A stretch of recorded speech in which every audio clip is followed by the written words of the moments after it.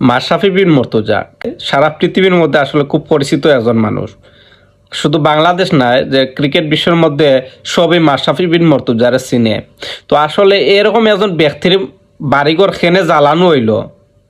আমরা যে 5 আগস্ট আসলে মাশরাফির যে বাড়িটা জ্বালানি হয়, খেনে জ্বালানো হইল, এই বিষয়ে আপনার লগে আজকে আমি শেয়ার করব। আমি আছি আদি চৌধুরী।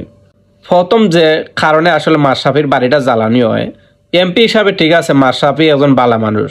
এমপি হিসাবে জীবনে একজন মানুষের পারমিশন দিত নাই যে এই ছাত্রগুলারে আসলে খুন করো অথবা হত্যা করো, এরকম কোনো পারমিশন আসলে মাশরাফি বিন মুর্তজার কাছ থেকে আমরা আশা করি না। আর মাশরাফি আসলে এরকম কোনো পারমিশন দিত না।